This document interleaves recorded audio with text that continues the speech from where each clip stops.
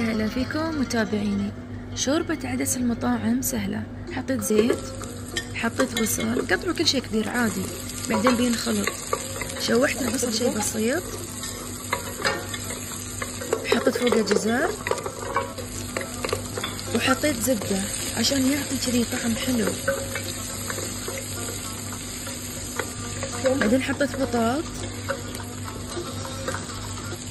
وحطيت فصين ثوم، حطيت فوقهم عدس، وشوحت وخلطت العدس مع الخضرة هذه كلها. تمام. وصبيت الماي،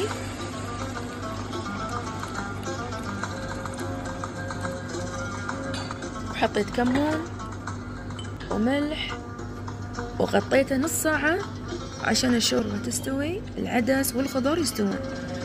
بعد مرور نص ساعة كل شيء استوى تمام. لأن هني الشوربة صحية.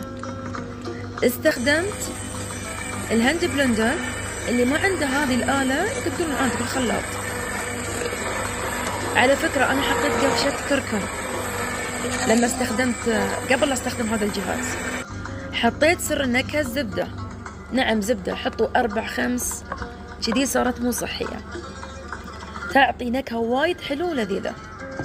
هذا السر، الزبدة. الكزبرة مو مجبورين تحطون، أنا أغلب الأوقات ما أحط كزبرة، اليوم اشتهيت وحطيت كزبرة. وإذا شفتوها ثقيلة زيدوها ماي. تمام. شوفوا شلون صارت حلوة وش زينة وش حلاوتها، ومفيدة حق اللي معاهم أنيميا.